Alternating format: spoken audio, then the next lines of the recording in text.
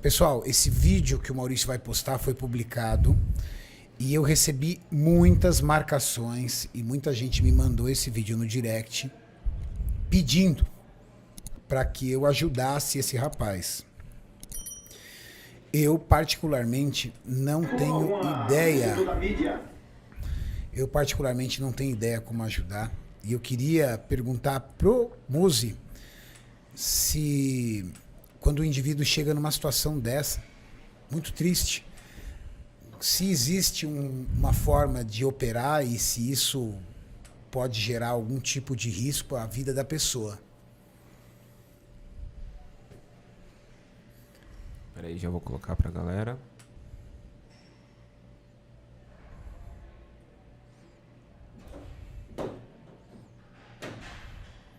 Não tá saindo som. Não, eu vou colocar aqui pra galera agora, pronto.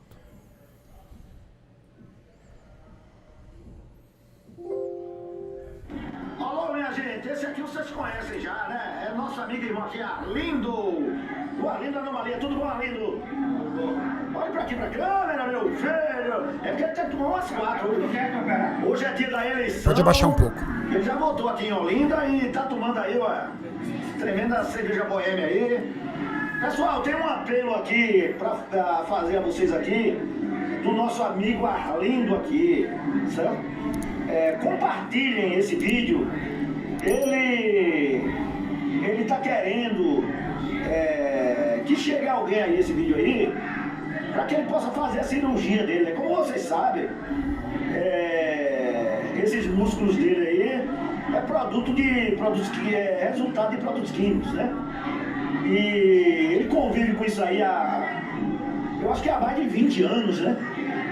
E ele tem agora, completou 50 anos de idade agora há pouco, e ele sente vontade aí de fazer cirurgia para tentar reverter esse quadro aí, né? Já viveu, não tem sequela, graças a Deus.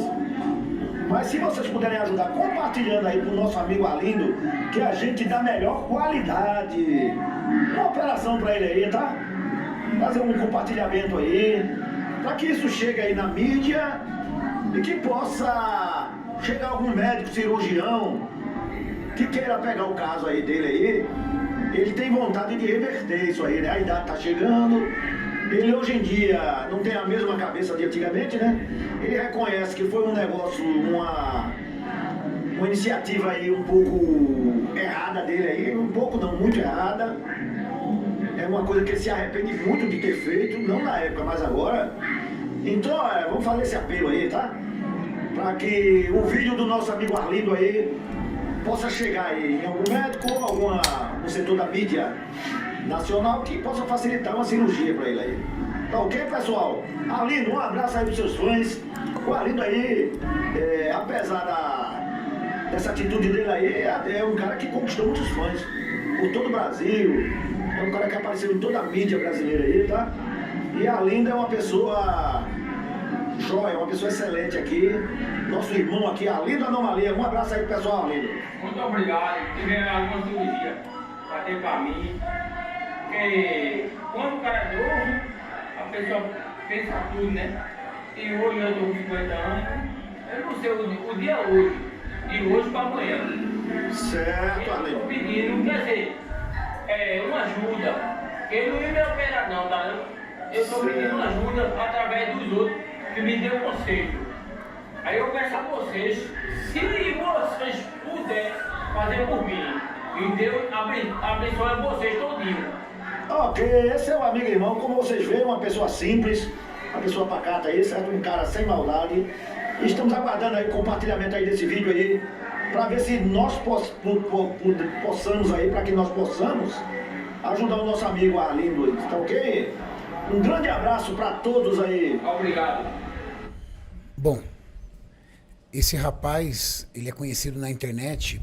Mantenha ali, Maurício, se você conseguir num cantinho, pequenininho. Vou colocar uma imagem dele. Uma imagem dele. Não é essa, uma imagem. Sim, sim. Esse rapaz é conhecido na internet como Arlindo Anomalia.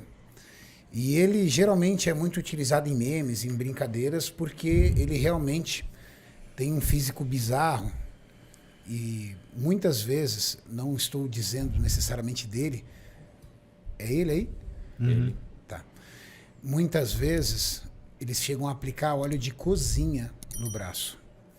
O Arlindo Anomalia fez esse vídeo e muitas pessoas me marcaram. Não tem nada a ver com a sua especialidade, eu acho, né, músculo? Porque isso é um caso de um cirurgião plástico, eu acho, não é? Ortopedia também, músculo ortopedia, né? Então, talvez seja isso.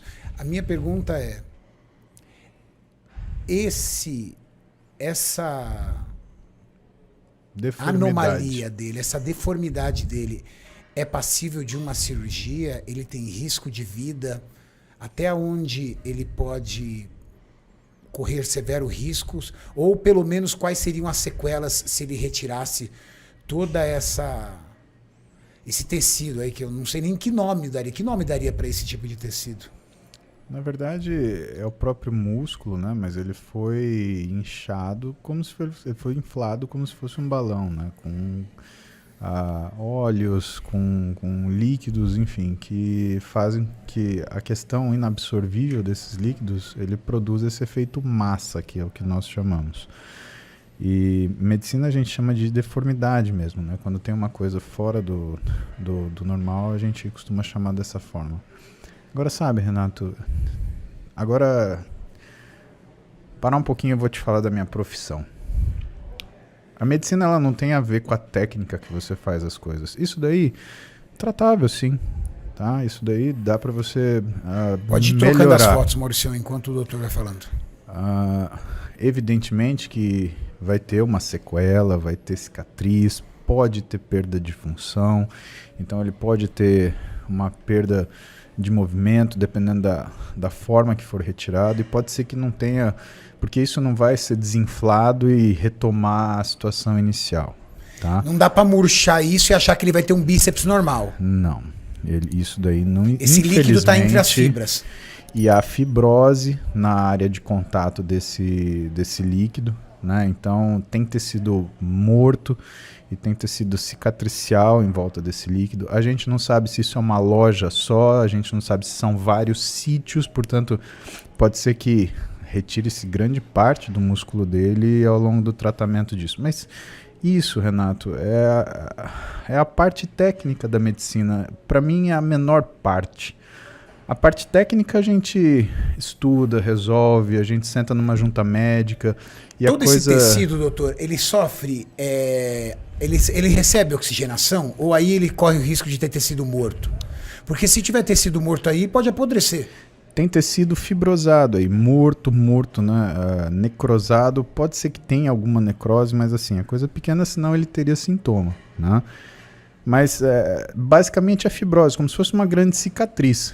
O que complica pra gente, na verdade, é assim, saber se isso é uma loja só, ou seja, se está todo organizado, né, numa região coalescente, ou seja, se é só uma bolha, ou se são várias bolhas que foram feitas a partir de aplicações sequenciais e que, evidentemente, não foram feitas no mesmo lugar, o que dificultaria muito o tratamento, mas não impossibilitaria, tá? Mas isso daí que eu te falo é a parte simples.